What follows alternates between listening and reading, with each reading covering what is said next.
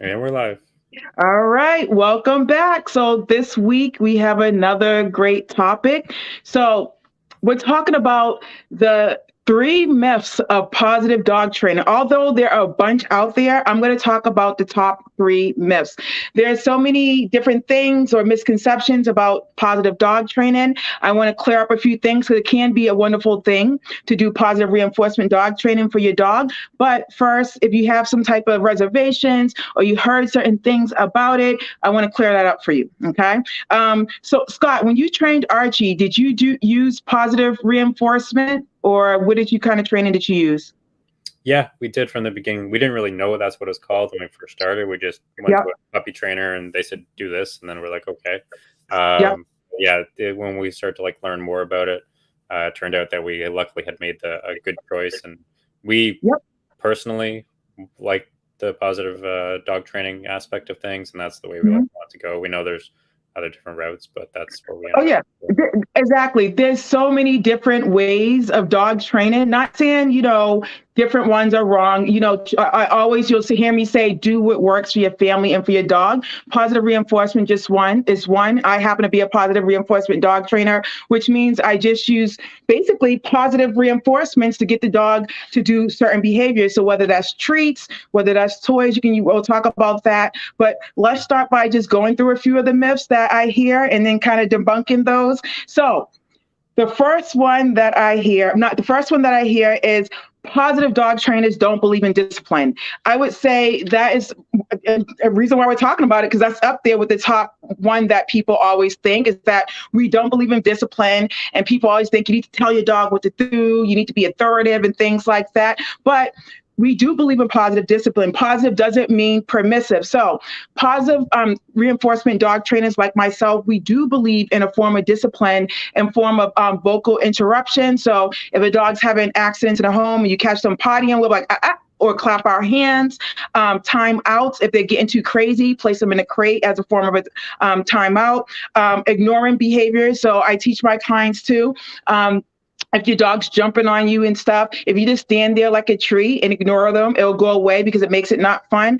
And so basically removing something that the dog wants. And so just know that there is a form of discipline, but it's just in a different way. So that's the first thing that you probably want to know about positive reinforcement dog training, because I do hear that a lot. And the next one, before I go into it, is another myth that I hear is training a dog with food is basically bribery. Like, I don't want to use treats all the time. Like, why do my dog need treats? Why can't they just listen to me? Have you heard that one from like a friend or something, Scott? Or even thought it yourself? Like, why do we have to use treats so much? What's up with that? Yeah, especially when we're getting into it, we hear from our parents, from other people, friends, and everything, and even other dog owners who are not really up on everything, and they're just like, "Well, I don't want to give him treats because he should respect me and that sort of thing." So, yeah. Exactly. They just should respect me. They should do this and that. So the thing about treats, foremost, treats are not a form of bribery. The myth is like if you don't understand about treats and you don't understand the power of the use of treats to begin with.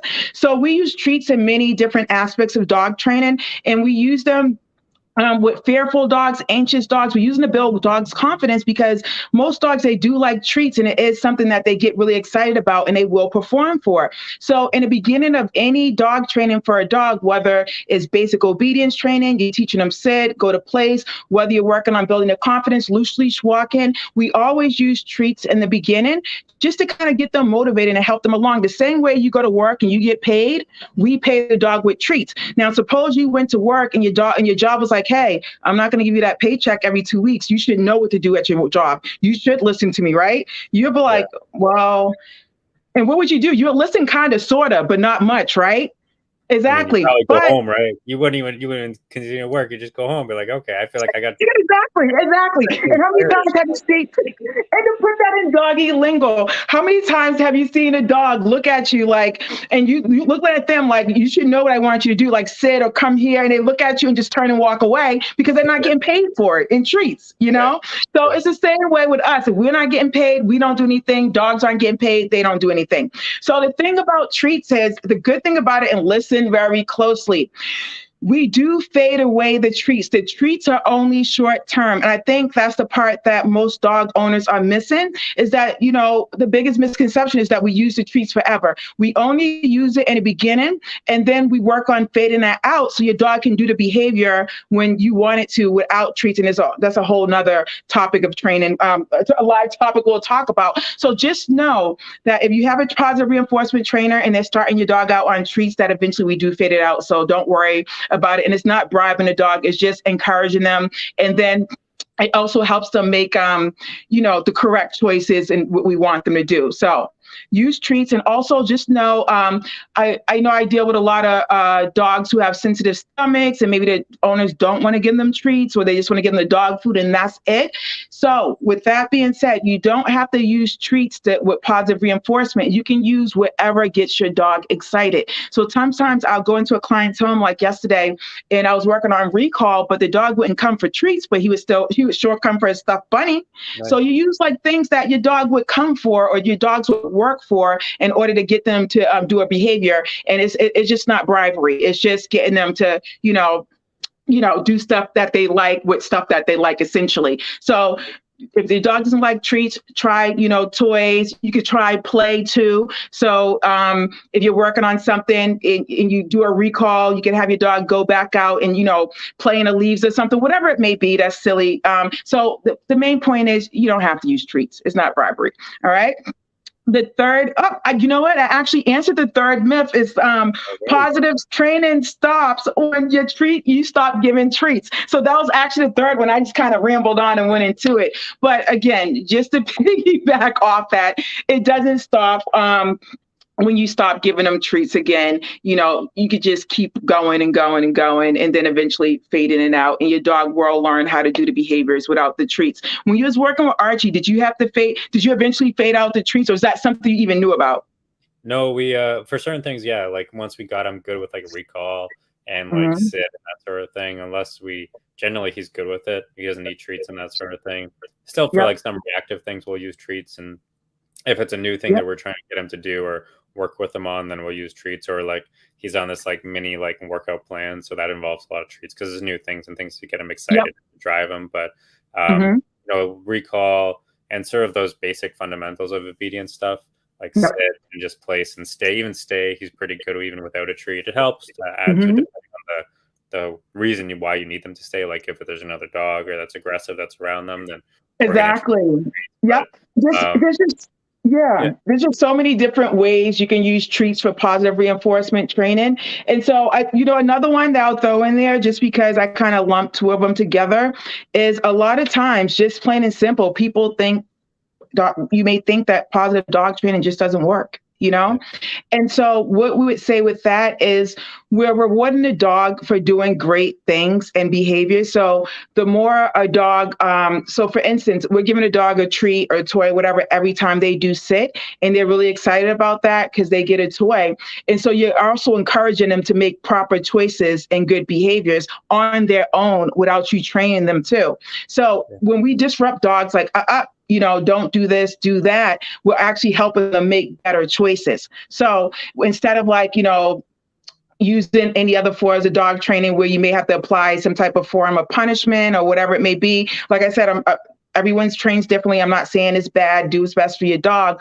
But with positive reinforcement, it leaves it up to the dog to make that decision. And ideally, you want your dog to help make the right choices. And you use that by pairing them with positive things that are happening with the treats. So that's how it kind of works, because if something kind of clicks in their head of like, wait, so I get a treat. If I do this, I'm going to do more of that. I'm going to do more of that, And it helps in sticky situations too, right? Like I know just had an experience the other day with Archie. Another dog that was crossing our path. He was very reactive. Archie's also somewhat reactive. And so he's barking at Archie. Archie sort of lunges at him, still a decent distance away. But as soon as I break one of his treats off and I could yell, yes, he runs to me. He's literally sitting down, facing me. I don't have to fight with him.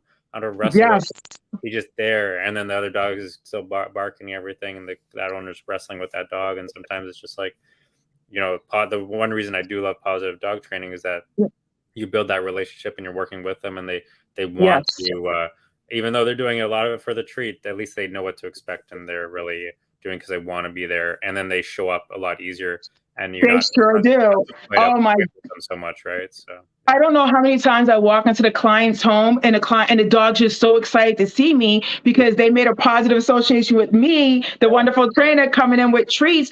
And I've actually heard, when you come in, the dog associates me like, okay, I have to behave. This is the trainer. This is what we do when she comes. And it could be the same thing for you and your family. Your dog associates you with like, okay, mom, dad, kids, or whoever it may be, when they come in, this is supposed to happen. They kind of learn on their own through experiences and going through it without me even saying anything, just by me doing things with them. That's positive reinforcement. They know when I come in, this is supposed to happen, So hopefully I have debunked those myths of positive reinforcement dog training. And if you're looking for a dog trainer, hopefully you'll think like, okay, now I kind of figured it out. Now I know where to go. So if you have any questions, feel free to reach out. And also, starting new, we have subscriptions on Instagram. So if you're interested, if you hear content that we're talking about now, if you see content on Instagram and you like say you're working on it or you want to know more about it, that's what subscriptions are for. It's going to be a deeper dive into the content that you're seeing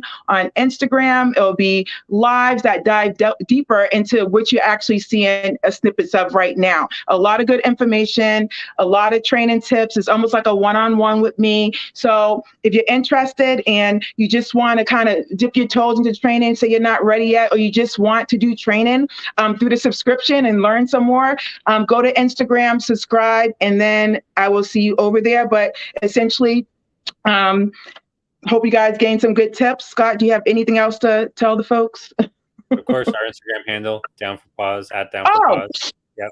That always helps. Yeah.